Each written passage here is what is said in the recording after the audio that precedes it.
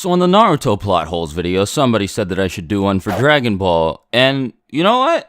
That's a fantastic idea. So here we are, top 5 Dragon Ball plot holes. Now don't get me wrong, I'm a massive fan of Dragon Ball. I'll go ahead and make that clear as I did in the Naruto video. But that said, I am able to look at the series critically and notice when Toriyama and his editors have made a pretty big mistake. Here are 5 of those mistakes. Now the same rules apply to this list as in the Naruto list. Manga only plot holes, with a couple exceptions. Since Dragon Ball Super's anime is ahead of its manga, I will say the anime takes precedence over the manga. And since GT doesn't have a manga, well, if I find a plot hole in GT, it's gotta come from the anime. So with that out of the way, let's just go ahead and get started.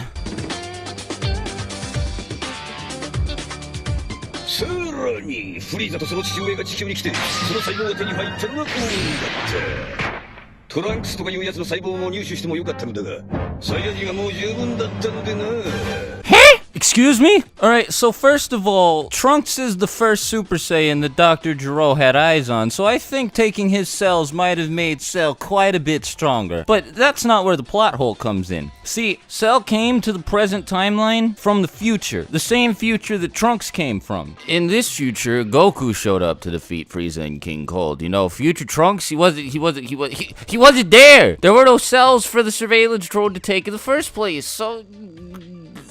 What the fuck, Cell?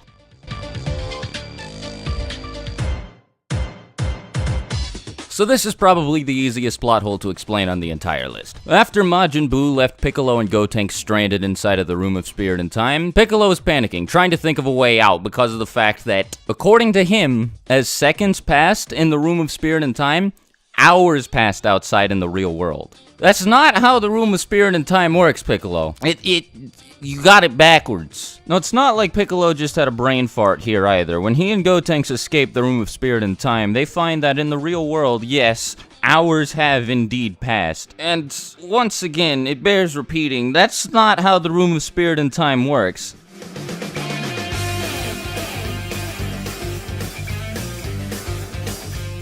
We're all clear on the fact that the Dragon Balls turn to stone for a year after they're used, right? We're also all clear on the fact that the Namek Saga happened a month after the Saiyan Saga. So how did Popo do this? How was he able to summon Shenron? The Dragon Balls had just been used a month prior to revive Goku from the dead. You didn't forget about that, did you, Toriyama? And man, this isn't just like a tiny wish either. This isn't something that I could just let slide because of how minuscule it is. This is one of the biggest plot points of the Namek Saga. If Popo hadn't done this, Piccolo would have been trapped on Namek. That means Kami would have died, which thereby means that Earth's Dragon Balls would not have been usable again. The Namekian Dragon Balls wouldn't have ever been usable again, meaning that Krillin never would have been able to return to life. Vegeta never would have come back to life. Like, there are a lot of very important things that rely on Mr. Popo being able to make this wish, and he shouldn't be able to do it. But Swagage!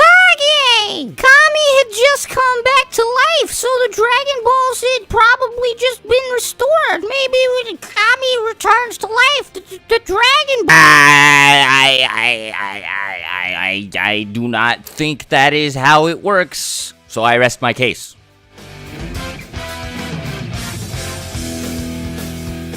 Dragon Ball Minus is fucking stupid. Now, on its own, as a standalone manga, this is a fun little read, but as a replacement for Bardock, the father of Goku? Why was it necessary to replace that perfectly fine special?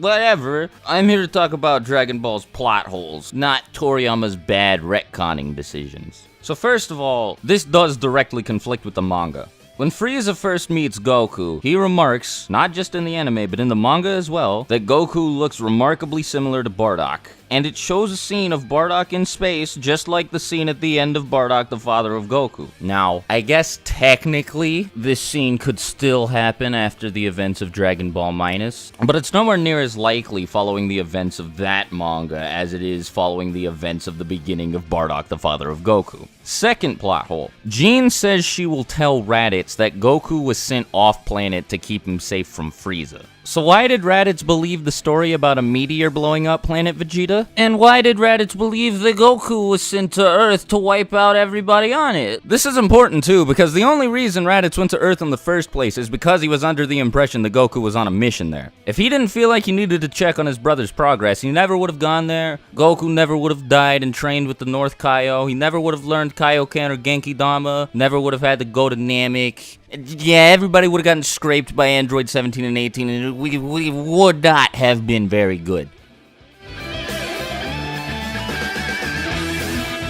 それがビルス様のすごいところなんじゃ。